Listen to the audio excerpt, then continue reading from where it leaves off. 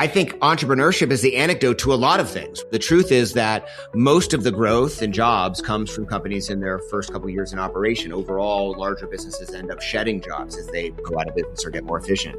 And of course, so much of innovation in our economy comes from smaller companies and typically the private sector, right? Sometimes in partnership with government, but often not. Entrepreneurship is not the answer to every problem, but it's the answer to many problems. How do we spur entrepreneurship? How do we create more opportunities for more people to start businesses? Welcome to another episode of Outsider Inc. I'm your host, Ian Hathaway. Today's guest is Seth Levine, co-founder and longtime partner at Foundry, co-author of The New Builders and the just-released Capital Evolution, co-founder of Pledge 1%, and one of Colorado's most influential voices in entrepreneurship. For nearly 20 years, Seth and his partners built Foundry into a firm that redefined what venture capital could look like outside the coasts. They backed companies like Fitbit, Zynga, and AvidXchange from a base in Boulder, proving that a top-tier platform could thrive far from Silicon Valley while championing founders who weren't getting a fair shake from the traditional venture world. Foundry isn't just another fund. It's a blueprint for how an outsider thesis, executed with discipline and humility, can outperform the status quo. But Seth's work extends well beyond that. He's advised founders and funds across the Middle East and Africa, helped elevate a new generation of diverse fund managers, and recently co-founded Goodbread, a lending platform built for the entrepreneurs that traditional finance consistently overlooks. I'm excited to dig into the unconventional path that led him into venture, how Foundry's outsider mindset became its competitive edge, and what he's learned from spending 2 decades working across ecosystems in the US and abroad. Seth, welcome to Outsider Inc. Ian, thanks so much for having me. It's great to see you. Yeah, it's great to see you. Thanks so much for being here. I'm really looking forward to unpacking your journey in a moment. But first, I want to start with some big news you have. Your freshly released book, Capital Evolution, The New American Economy, co-written with Elizabeth McBride. Right now, in a lot of public discourse, capitalism gets talked about like it's an outright villain, extractive, broken, beyond repair. And yet you've taken almost the opposite stance, arguing that capitalism itself isn't the problem. Instead, it's the narrow, sort of Milton Friedman-esque version of neoliberalism we've been practicing for 50 years. Your book makes the case that we're already shifting towards something more inclusive and far healthier. So tell us a little bit about your thesis in the book and what you want people to take away from. Thanks for that summary, Ian. Actually, it's quite a good summary. So we started this project about 3 years ago. And it's interesting. We ended up writing a book that is in part a defense of capitalism. At the time we started it, at least, that was not necessarily what we thought we needed to write. Although it is true that if you ask people under 40, nearly half don't believe capitalism works. That number's higher now than it was a couple years ago, but it's been high for a while. And sometimes I feel like capitalism, it's a little bit of like what Churchill said about democracy, right? It's a terrible form of government except for all the others. And capitalism is maybe a very imperfect form of managing an economy, except it's better than all the others. But we wanted to acknowledge in the book, in our writing, that capitalism needs to change. Neoliberalism did not work sort of broadly across our economy. We have like the Jeff Bezos in a bar problem, which is like if Jeff Bezos walks into a bar, the average person's a billionaire. It tells you nothing about the people in the bar. And that's a little bit true of our economy right now because we've seen wages at the top end of the scale grow over the last 40 years by 900%. And yet in the same period of time, wages of sort of the average worker have grown 12%. And, that's led to not just inequality across our economy, but also in our minds to this political instability that we're experiencing right now. We wanted to talk about that and address it. And it's not that we believe that it is a done deal, that we are moving to some new form of capitalism. We describe one in the book. We call it dynamic capitalism, but that's not a done deal. That's not a fait accompli. We're in this sort of messy middle. We kind of started moving away from neoliberalism in probably about 2019 when the Business Roundtable raised its hand and said, actually, there's other people who matter in a business, not just shareholders, but also other stakeholders, employees, suppliers, the environment, community. But we're not settled on where we're headed. And actually, Trump is an interesting figure in all of this because he talks like a dynamic capitalist, right? I mean, he talks about empowering an ownership economy, empowering employees, not forgetting sort of the middle of the country, not forgetting the middle class, et cetera. He doesn't necessarily govern that way. He kind of governs a bit more classically neoliberal, trickle down, tax cuts for rich people, and other people will somehow benefit from that. But the reason that he's such a peculiar figure who got elected at this time is because we are in this sort of messy moment where we're trying to figure out, are we really moving away from neoliberalism? And if we are, what are we moving into?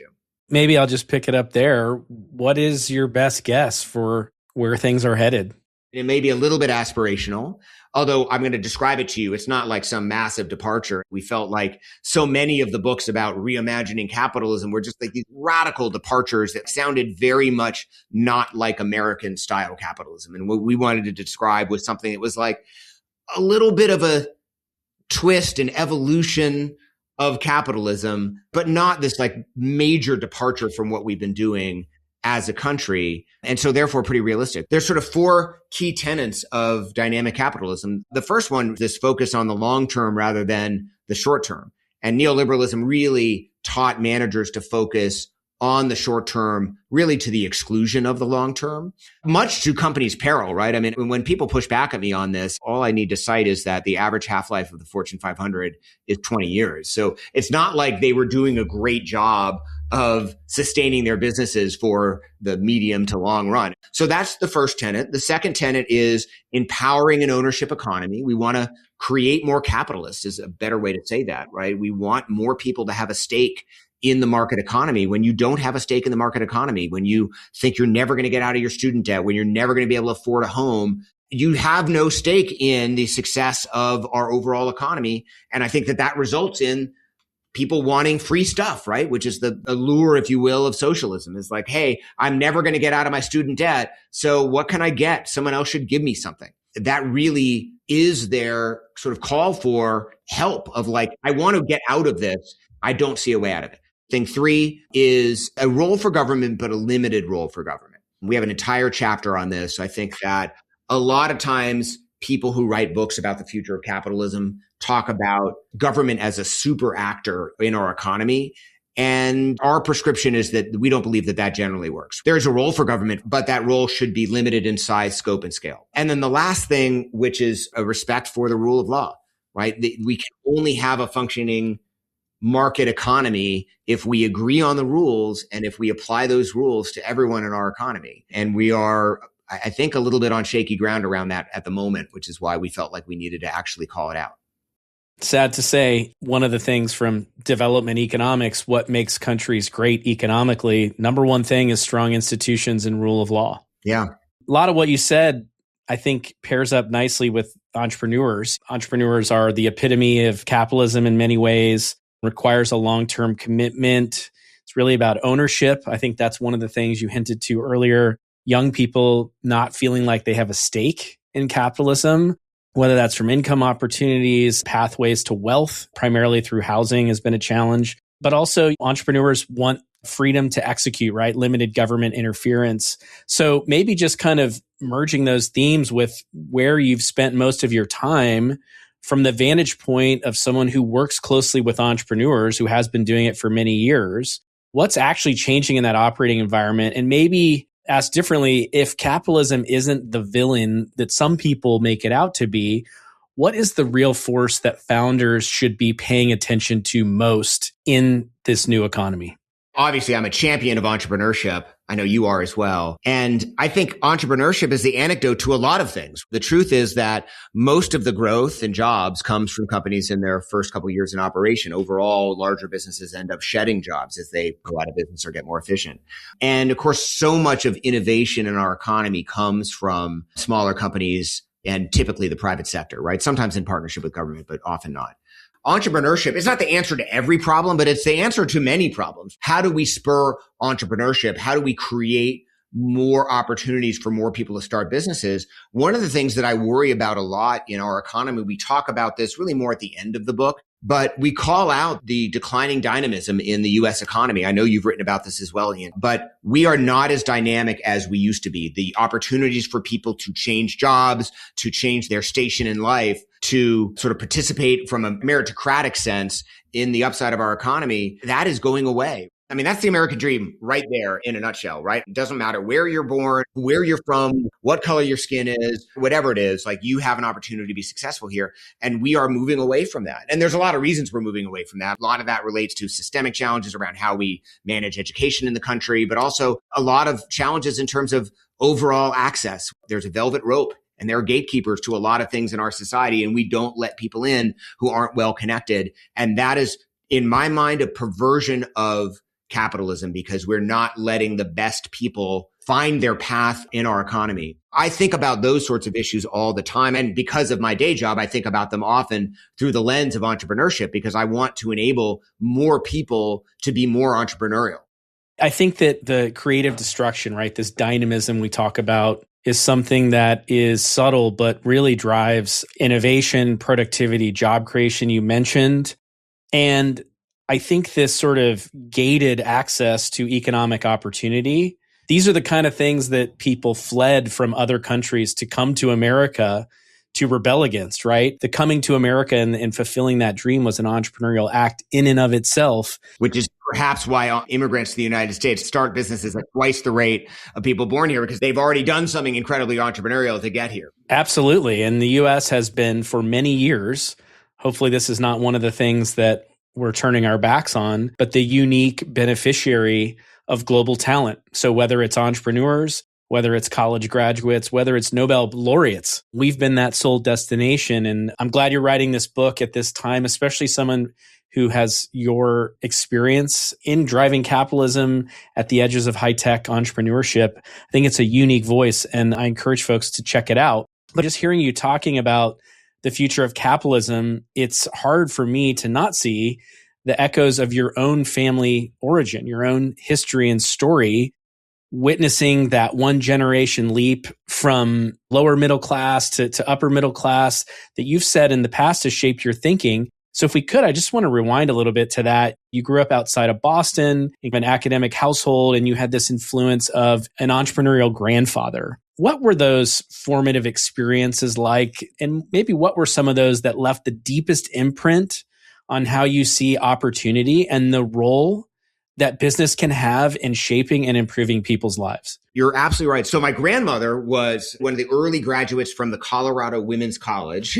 She grew up in Denver. Wow. Which was very unusual back then, right? She graduated from college in 1938, and not a lot of women were going to college. And my grandfather so these are my dad's parents. He was born also in Colorado. My grandmother's parents were from here. My grandfather's parents were from Russia, roughly, right? Probably Ukraine more than Russia. But his first language was Yiddish. He dropped out of high school to work during the Depression.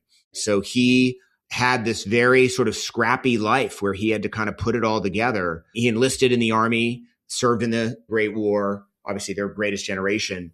He came back. They ended up eloping because my great-grandfather felt like my grandfather wasn't good enough. Here's a kid basically who didn't even graduate from high school, let alone college. And I think my great-grandfather had a lot of pride in the fact that my grandmother had gone to college. But they lived their lives for a while as a married couple, but not living together because they hadn't told anyone. And my grandfather sort of created this very middle-class life. He was a salesman and he sold cars. He sold check cashing machines. He started a men's clothing store in what is now Lodo in downtown Denver before it was chic. So he did all of these various things. And the result was that my father, who's very smart, he went to Cal and then went to Harvard and got a PhD in physics. So in one generation, my grandfather hadn't graduated from high school, and here's my dad's got a PhD from Harvard. So I get a lot of that entrepreneurial spirit from that side of the family. It was incredibly formative time for me. He told me a lot of stories. We were always very close. That's why I moved to Colorado, was because I wanted to be with my grandparents. My grandparents on my other side of the family, my grandfather was very academic. He was a relatively well-known historian. And interestingly, Ian, he wrote the stories of a lot of underrepresented people. One of his more famous books was basically about Black women in their own voices. I didn't know my grandfather. He died when I was 2. And so I only have stories about him. And he was also very interested in sort of the political and economic history of the United States. He wrote a long book, American History and American Thoughts, his most well-known book. And anyway, I see echoes, not just in enjoying writing books, but also in the types of voices that we choose to highlight, certainly in my last book, The New Builders, as well as this one. So it's interesting. I'm the culmination of these two sides of my family. By the way, my mom also has a doctorate from Harvard. So I'm like the black sheep of the family. I never even went to grad school. But yeah, I grew up in this very kind of academic household. My dad was actually a professor and he was a physicist. So I used to get to go and play with the big telescope at Harvard. And then actually even better than that, he left academia just because they'd had a couple kids and he couldn't afford it anymore. And he went into computers really early, worked for Wang and worked for a couple other companies, and then eventually worked for Digital Equipment Corporation. So one, we've always had a computer in the house, right? But he would bring these old computers home and I would take them apart. I can see so many of those threads in what you've done and what you've become. There's influences of computing, of entrepreneurship, of writing, of social justice, helping people maybe with fewer opportunities. I know you left the East Coast. You went to school in Minnesota at Macalester Liberal Arts College, not necessarily a place where people launch business careers from, but you did anyway. I know you spent a little time in New York, returned to your roots in Colorado, and then got to ride the .com roller coaster with an internet datacomms company called First World. Went public in 2000, and you got to live through the experience of that all tumbling down. I think actually the NASDAQ peaked a few days after that company went public. Yep. So I'm just curious about what all of that era was like, coming to Colorado at a time when really, Denver was the hub for telecom and Boulder was just in the early days of really becoming the software hub that we know it as today. To ride that really early in your career, fast growing company, I'm sure there were a lot of perks and good pay and things like that, to then just being maybe knocked to your knees. What was that rise and crash like? What did it teach you? And what did you ultimately become as a result of that? Well, first, I should put a plug in for Macalester because it was a wonderful experience for me. And I think the way that you learn what your passions are to try lots of different things. And interestingly, Mac is an incredibly entrepreneurial school. Some of that I think is because we have such a high percentage of international students. About 30% of our students are international. And it's a school of problem solvers. Now, I like to think about entrepreneurship as solving problems of one kind or another.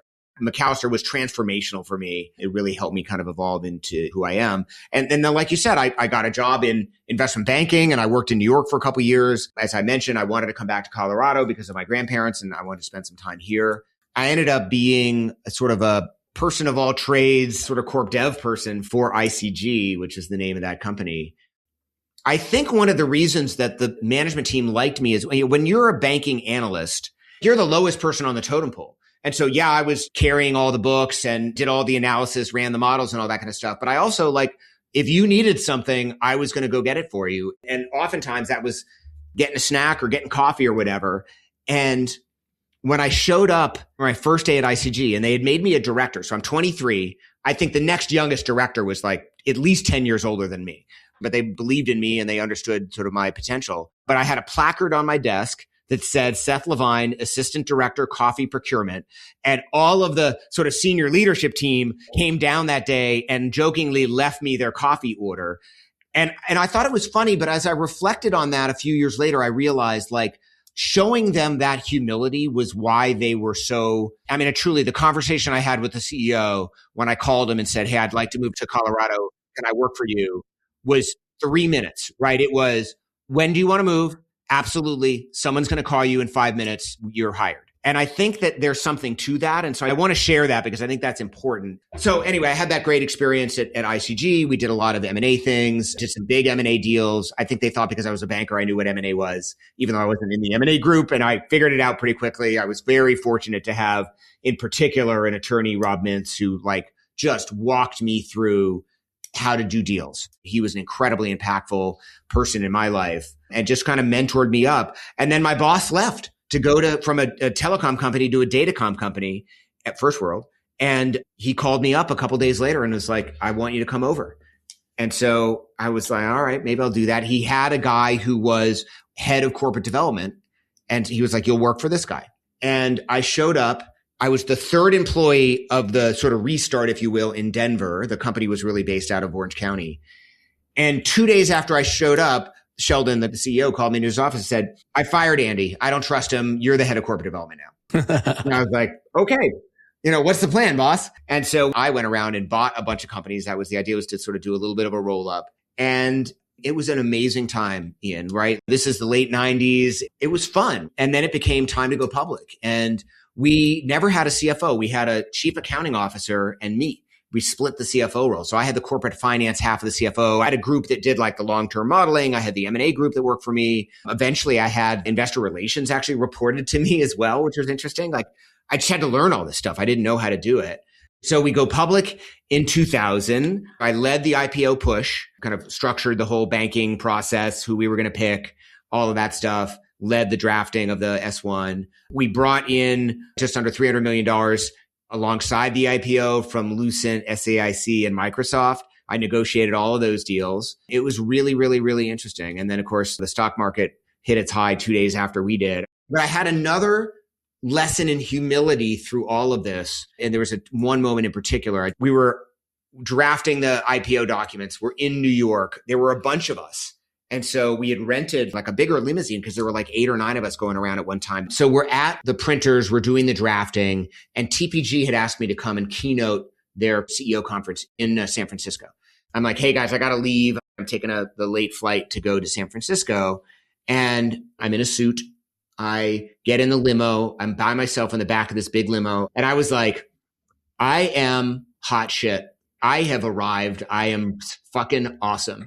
And I had a fantastic ride to Newark Airport. I was like, I'm the fucking man. I'm flying I'm in a stretch limo, looking good in my suit.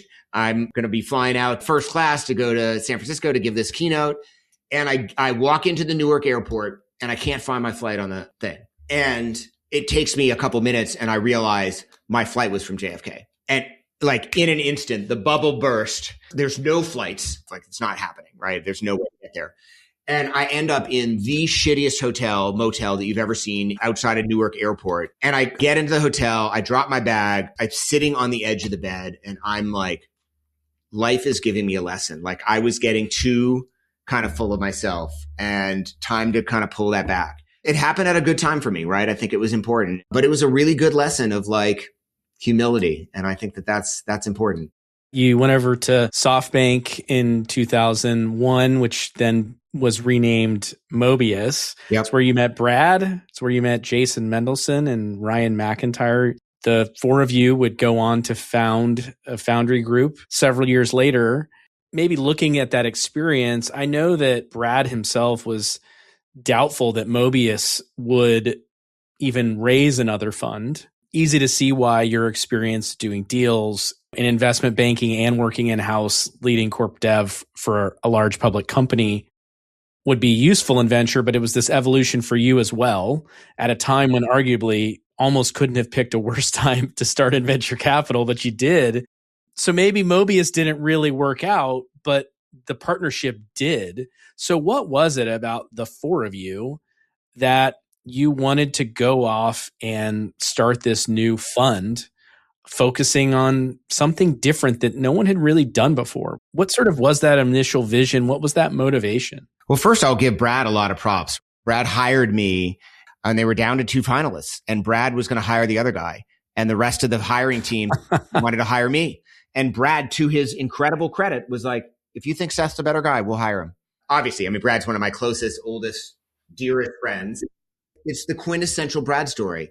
He had an opinion, but he was willing to defer to the group and say, no, if this is what you guys think. So I think that's pretty important. And the story of us coming together is really interesting, right? So in 2005, Mobius tried to raise another fund. And I wasn't really a part of that. I started in 2001. I knew what I was getting into. Like it was pretty clear the party was over and like the keg had run dry. The cops had come and gone, right? Like it was over. We all knew that. We were just holding on. But in 2005, I was this like super junior partner. I wasn't involved in the fundraising process. I was only going to get to do maybe 1 or 2 deals in the new fund anyway. And I actually went to Brad and said, hey, I'm not quitting today, but I'm not going to stay for this next Mobius fund. And Brad said, actually, I don't think we're going to be able to raise this fund, but I'd really like to do something different. I'd love to do it with you. What do you think? And we started talking about that. And I don't know if you talked to Jason and Ryan about this, but 2 of our other partners. And we really started with like, who do we want to work with? That was really the 4 of us opting into working together. And it was a challenging dynamic to bring together. Brad was a partner with his track record and had done really well. Jason was the general counsel of Mobius. So he was a partner, but sort of managing legal. And then Ryan was this sort of more senior junior partner than I was, but who had done some deals, and a couple in particular, Postini, that looked like it was going to be really successful, and it ultimately was. And so it was like this interesting sort of coming together. And I think the thing that really worked is that we hired an organizational consultant, Nancy Ralston. We still work with her.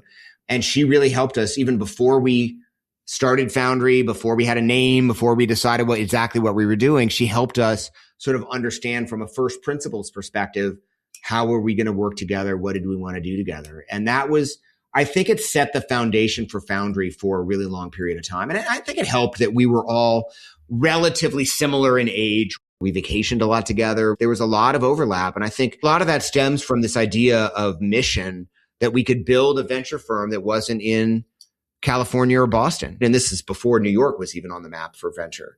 We felt very strongly about that. And we wanted to kind of prove that that was possible. And, we were very fortunate. We started in venture at the exact right time. We raised our funds right before the GFC, but we got to invest through the GFC. Our first investment was Zynga. Our third investment was AdMeld that sold to Google for $500 million like 6 years later. Fitbit was in that fund. I mean, it just was really, really, really successful. And that laid the groundwork for people believing what we were doing, because a lot of people didn't believe you could do this. We have a national venture fund that was not based particularly in Northern California, but certainly not one that was based in Colorado. That was really important. It wasn't just a new firm, right? This was a genuinely outsider bet. It's 06, 07 timeframe, long before anyone really believed you could build a successful national VC fund outside of the coast. And not only that, Ian, it was also the belief that there were only maybe a dozen venture firms that were worth being in. There was no such thing as an emerging manager back then. People didn't believe in the emerging manager thesis. And the emerging managers that we think about today, who were the sort of OGs of the emerging managers, Foundry, I think, is also one of those. They had raised their funds in many cases, but they weren't really on the map, right? True, not on the map. FRC existed, but not on the map. Union Square existed, but not on the map, right? First Mark was Pequot back then and not on the map. Spark had raised their first small fund, but they hadn't done any of the deals they're known for. It was a very different time in venture, and it was hard to convince people that these four relatively young, most of us didn't really have a track record partners were a good bet. Well, and it wasn't just where you were located, right? It's the types of companies you were looking for. Yeah. I know that you were told no by a number of investors. Eventually, Timco came in, stepped up, helped you guys launch the firm. But it's not just that you guys were outsiders. It's that you were funding outsiders. That was distinctive and ahead of its time. I know you eventually went on to back emerging managers, but in the beginning, you had this national thesis that was built from Boulder, where you had kind of a third of the companies were in the Bay Area, a third were sort of local or regional, and then the third was everywhere else. What made you guys think that that was going to be a successful investment thesis? I mean, eventually we raised $225 million, and we got a lot of no's along the way. We started raising in January of 2007, and by probably May, it was pretty clear it wasn't going to come together, right? Like it was not working. We got a lot of no's. Harvard in particular was a really hard no, because we had a bunch of meetings. We were like, they're going to say yes. And then like, we just don't believe it. And I give Lyndall a lot of credit, Lyndall Ekman from Timco, now at Foundry, but he saw something in us and in other emerging managers, right? He would be back True. He backed USV. He really has a great fund investment track record, and he was willing to take the bet on us. Entrepreneurs listening, or other fund managers as well, sort of the dynamic won't be unfamiliar, which is like one person says yes, and then all of a sudden a couple other people say yes, and then it kind of came together really quickly. So we went from like May, I don't think this is going to happen, to probably July or so when Lyndall said yes, to like basically August, knowing that the fund was going to get raised. Where did we want to put the cap, right? We were originally trying to raise $175 million, and we ended up capping it at 225. We could have raised even more if we had wanted to at the time. I think we certainly really believed that there's nothing about that San Francisco quarter that had a lock on entrepreneurship, or Boston eventually, or New York. We felt like great companies could be built sort of anywhere. And there's ecosystem building that needs to be done. I know this is near and dear to your heart. We always had that thesis that if we did the work, we could help create entrepreneurial ecosystems in lots of other markets. And I think that that's come to pass, right? I mean, not every market that probably could be a great startup market has as robust a market as we'd maybe want it to, but you see entrepreneurship happening. I mean, again, back then you have to understand it truly wasn't even San Francisco. Nothing was happening in the city. It was Peninsula and a little bit in Boston based on just sort of the 495 corridor. There was nothing in New York. There was nothing in LA. There was nothing in Austin, nothing at scale. It was just a truism in venture that you needed to be in Northern California or maybe in Boston. And I think we fast forward now 20 years later, and there are lots and lots of entrepreneurial markets that have emerged. And I think that that's a testament to sort of the entrepreneurial spirit across the country. So what is it that you see looking back almost 2 decades? What do you think the four of you saw about entrepreneurs in underrepresented geographies or underrepresented backgrounds? I think that we like the scrappiness. We liked people that maybe had been turned down before, that had been looked over by other venture firms. When I think about a number of our most successful companies, a lot of them struggled to, even after we ended up putting money into them, they struggled to raise some round, right? Fitbit struggled to raise its Series B. AdMeld struggled to raise its Series B. Ganip couldn't raise money forever. They were bought by Twitter. There's so many examples in our portfolio of companies that sort of struggled. And that's not to take away from the companies that have sort of just taken off and done really well and had no problem fundraising. Like, great if you can do it, but that's not a lock on sort of great outcomes, right? And so we really felt that entrepreneurs with passion, with a bit of a chip on their shoulder, with something to prove, those are the types of people that we wanted to back. And it turned out that there were plenty of those people in markets that weren't in the Bay Area or Boston. And by the way, we invest there too, but there were plenty in Colorado and all sorts of other markets that we invested in.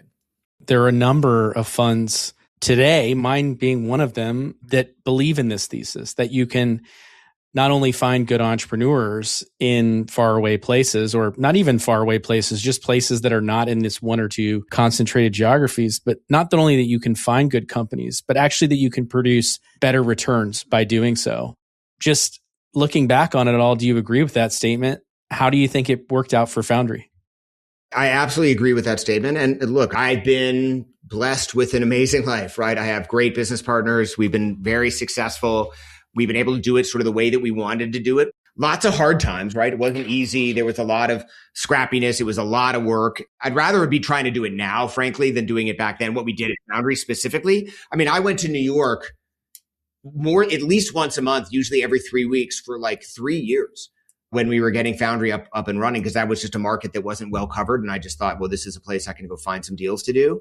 And that was just really hard. It's hard on a young family, hard on my wife, all of those sorts of things. So I don't want to paint a picture that it was like super easy and it all worked out great, right? Like Foundry almost didn't come together and we've had plenty of challenges, but I've been incredibly fortunate to have seen this opportunity and frankly, to have had partners like Brad, Ryan, Jason to help sort of execute with me. And really having Brad as my role model. I have people ask me all the time, they're like, hey, how'd you learn how to be a venture capitalist? And I'm like, it doesn't work like this anymore. How I actually learned is I followed one of the best VCs of our generation around for years, like 4 years, went to every board meeting, sat through all the pitches, heard his download on everything. It's not realistic to replicate that. I just was really fortunate to be in the right place and to learn from someone like Brad. And I actually said to him, I think the greatest gift you gave me was the gift of give first, the gift of modeling this kind of behavior, both in terms of how we worked together, right? Brad, who could have easily said,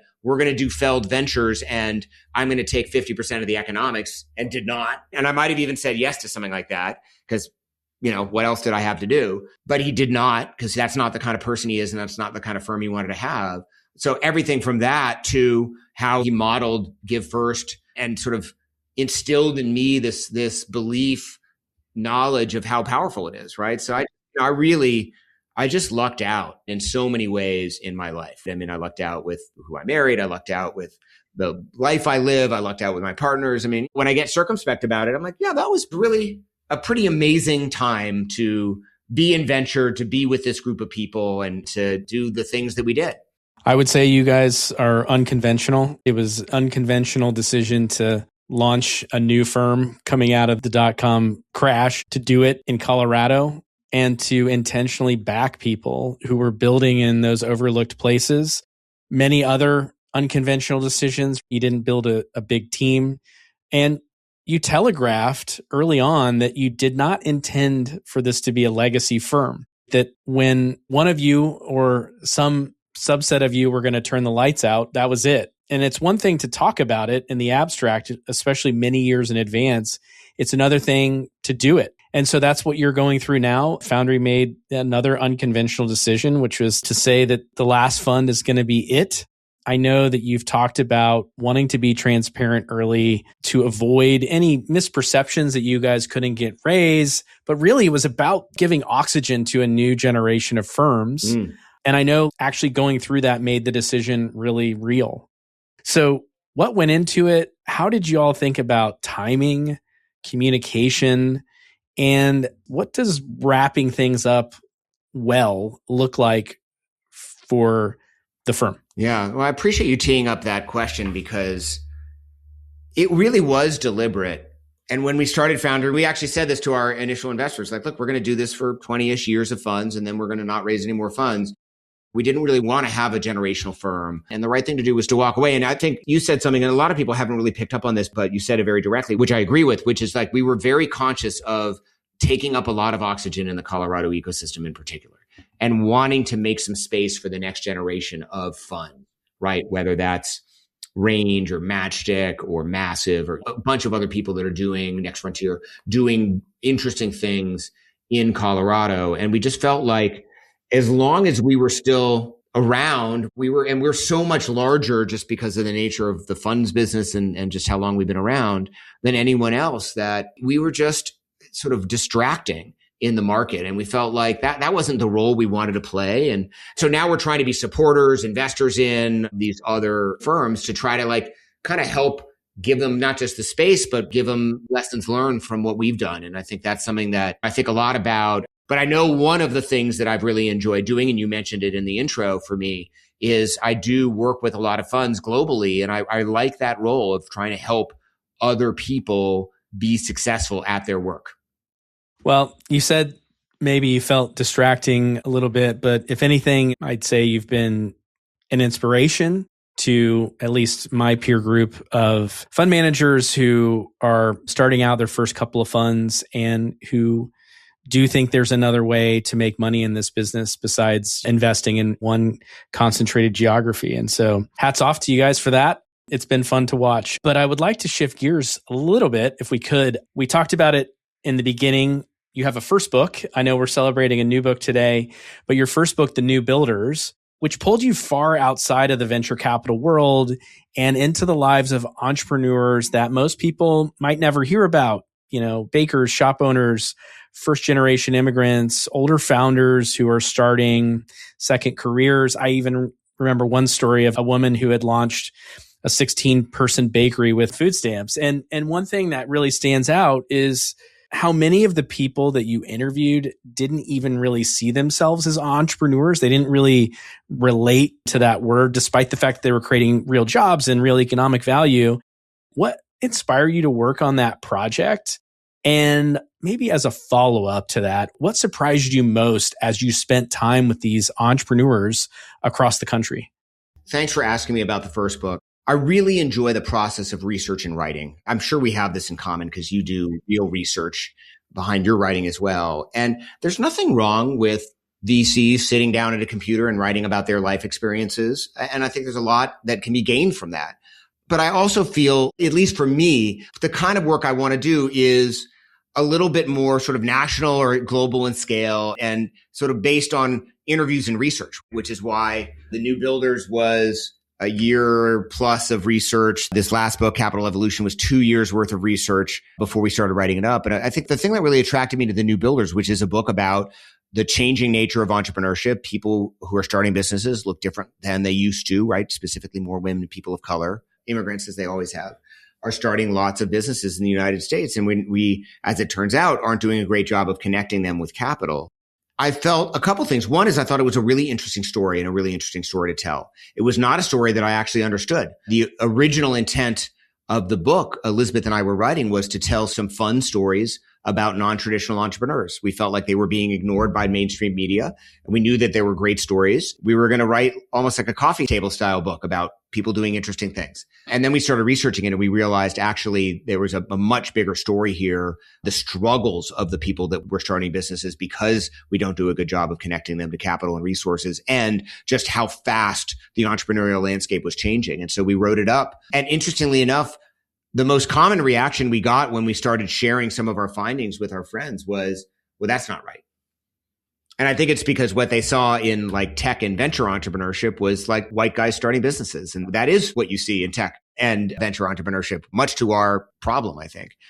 The other reason I thought that it made sense for us to write it is I wanted to essentially share my weight and voice to tell those stories. I had a position that enabled me to tell these stories in a way that people would listen to them. We know that The New Builders was in particular a big hit on Capitol Hill, which is great, right? And we know it affected because we heard from some staffers like, hey, we read your book and we changed, in particular, some of the COVID relief stuff because we realized that we weren't targeting the right businesses. I think that is a good example of why I'm so proud that we wrote it. I hope the new book has some similar attributes. It's probably maybe designed for a bit broader audience. It's really anyone who cares about capitalism in our economy. So that hopefully is just about everyone in our economy. But I also hope that, it gains some traction in particular pockets where people can make a difference, right? People that run businesses or people that are in the sort of halls of power, particularly in Washington, but at the states as well. I have to think that taking that ground level reality sharpened the way you think about opportunity and access. Undoubtedly, the first book influenced not just the writing and ideas behind the second book, but maybe influenced it entirely. Yeah. One of the things you said was that you were hoping the book would connect people to capital and resources. And rather than hoping for that, it feels like you've taken some action on that. I want to talk about Good Bread. Yeah. It feels like a natural extension of this work in your worldview. After decades of backing venture-backed companies, you co-founded a lending platform for entrepreneurs who are largely invisible to traditional banks. The people who, we talked about it before, make up overwhelming majority of American business creation and job creation, but they are left out of access to capital. So with that context, I'd love to hear about what led you to launch Good Bread, and maybe what are you seeing early on in the data and applicant stories that has convinced you to continue forward with a belief that this was a solvable and, more importantly, an urgently solvable problem? Yeah, I mean, Good Bread came directly from the book. 33 million small businesses in the United States. Obviously, not all of them are ready to take debt financing of any kind. But the vast majority, 85%, don't take money from VCs, that's 1%, or banks, that's like 13%. So many people are just unfunded. And we are not reaching our potential as an economy because we don't do a good job of getting money to these entrepreneurs. And so I started talking about that as an opportunity when Elizabeth and I were doing these book events. And eventually I met Noah Simons. She was running a group called the Upstate Capital Coalition in New York. And we were sitting next to each other at a dinner. She had invited Elizabeth and me up to keynote a conference. And we just sort of had a mind meld on this. And she called me a couple of days later and said, I'm pretty interested in this. What do you think? And ultimately, at the beginning of this year, 2025, she quit her job and started working for Good Bread full time.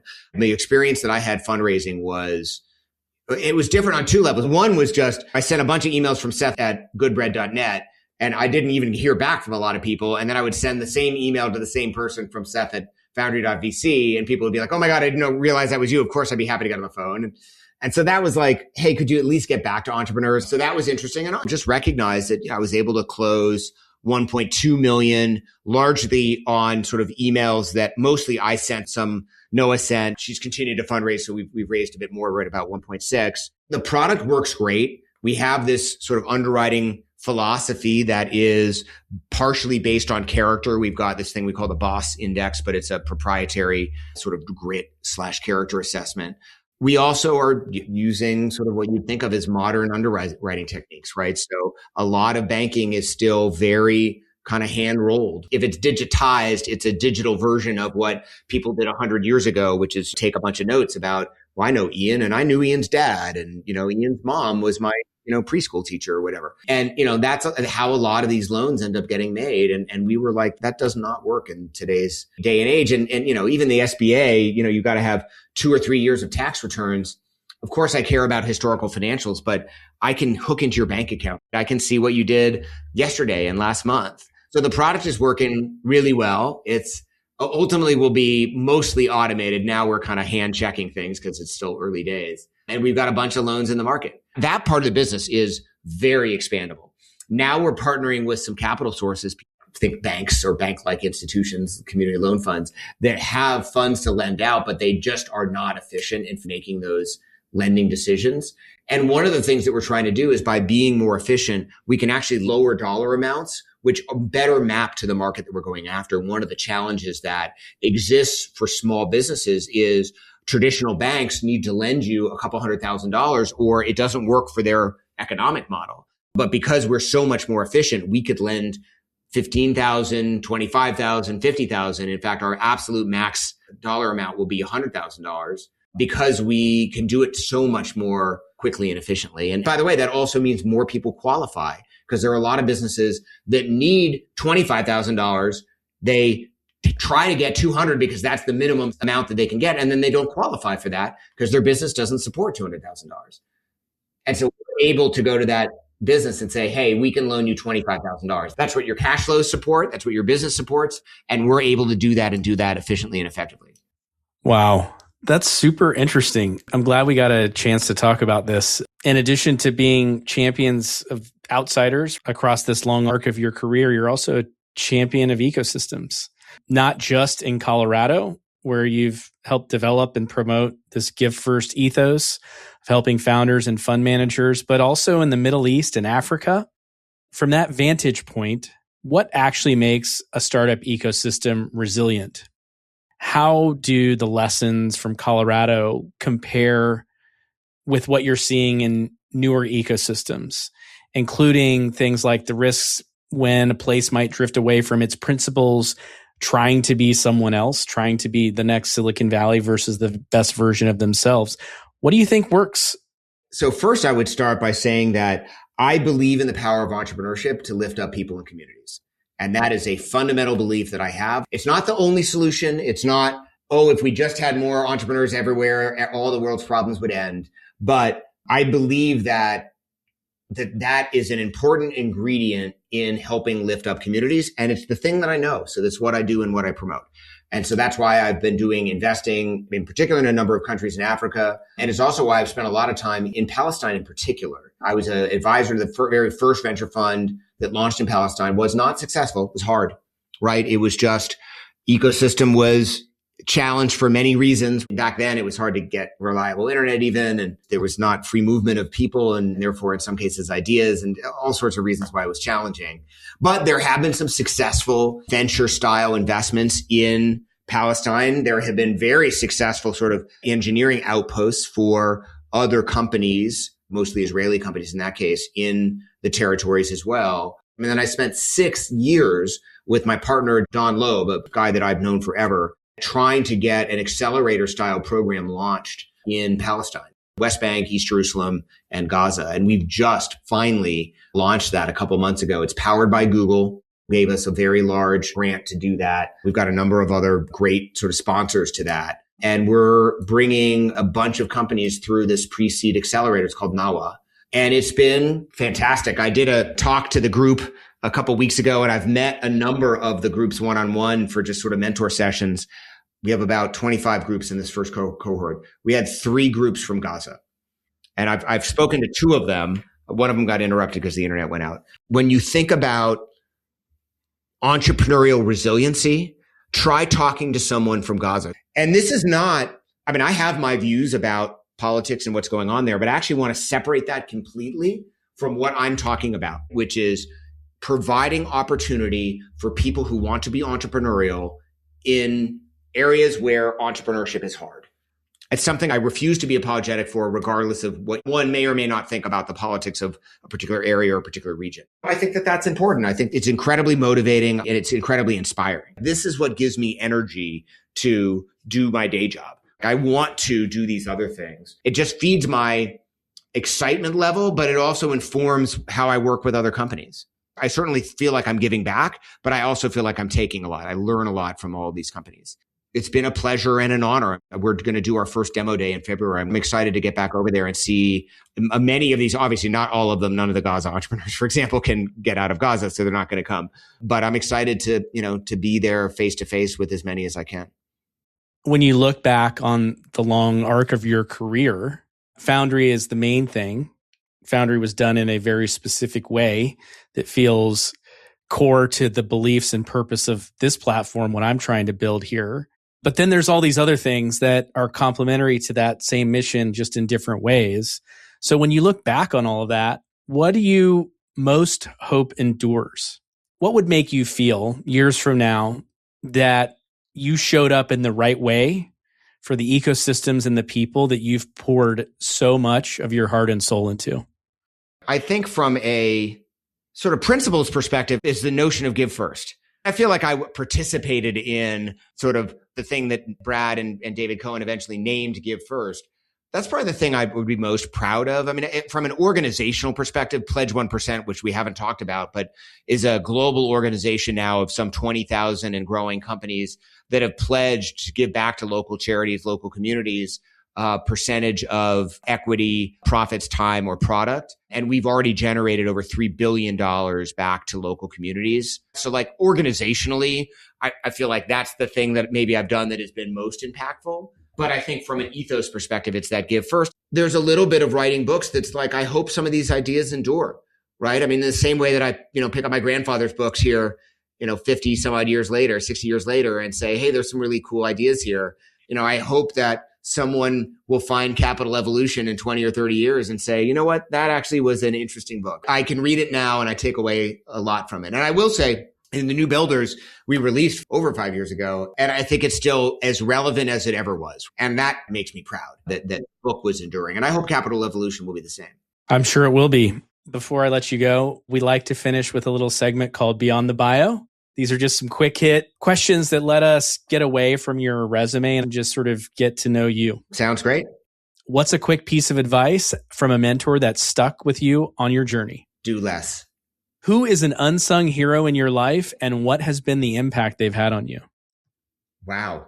I think it's probably my wife. The amount of time she has, given me a therapy session or been my sounding board for really challenging things that were going on in the Foundry portfolio, maybe even at Foundry itself. She and I have been together for 25 years. I'm very lucky to have had that kind of sounding board. Yeah. And I know you guys are doing some cool things together now. And so I'm sure she can say the same about you. Who's someone in your local startup community or your broader network who doesn't get enough credit and deserves a shout out from you? Andrew Hyde. Andrew started Startup Weekend, Startup Week, Ignite Boulder. I mean, so many things. And I don't hear people talking about him as much anymore. And I don't know why. And maybe it's just because he's not as active, but I think he deserves a massive amount of credit, along with a handful of other people. But he in particular deserves a lot of credit for coming up with super innovative ideas. Yeah, good call. Tell us something most people don't know about you. I am a Kentucky Colonel. What the hell is a Kentucky Colonel? It's really an honorarium, nothing more than that. But I have a certificate from the then governor of Kentucky making me a colonel. It's a small club, but I am actually a colonel. Oh my gosh, that's a good one. I was not expecting that. Okay, what are one or two songs you'd like to add to our Spotify Founders playlist? Something that fuels your workday or maybe has inspired you on your journey? I listen to a lot of Thievery Corporation. So I'd probably add Marching the Hate Machines to that. Nice. And I really like Aloe Black's I'm the Man. So a good one for maybe an entrepreneur to be listening to when they're a little down. Okay. We've talked about several books today. So besides those, what's a book you might recommend? Maybe something that, was valuable to you on your way or something that you think first-time founders should read as they're getting going? Two books that I'll recommend. They are related. One is Essentialism, which is a really, really good framework for thinking about doing less. And then the other, which relates, is Subtract. And that talks about the human propensity to always add things in search of solutions, but actually oftentimes the right way to solve a problem is to take something away. Both of those, I read them basically back to back and they're fantastic. Love that a lot. Okay. Last question. if you could give one piece of advice to someone who's about to start their first company, particularly someone who's a bit of an outsider, what would it be? If you're an outsider, show up with humility, contribute to the community, and be willing to take back from the community. Hopefully that makes sense for what I'm trying to say. But I think that a lot of people sort of show up and they feel like they need to prove themselves. I think the way you prove yourself is by showing up with humility, both trying to give to the community, but also being willing to take advice. Being willing to give and being able to receive. That's a better way of saying it. That's a great way to end. Seth, thank you so much for joining me today. I cannot wait to share this episode with our listeners. So much fun, Ian. Thanks for having me. That's a wrap for today's episode of Outsider Inc. A big thank you to Seth Levine for joining us today and sharing his journey and wisdom. Conversations like this are a good reminder that Outsider isn't just a brand. It's a choice about how you show up in the world, with humility, with a bias to give first, and with a stubborn belief that entrepreneurship can expand who gets a real shot.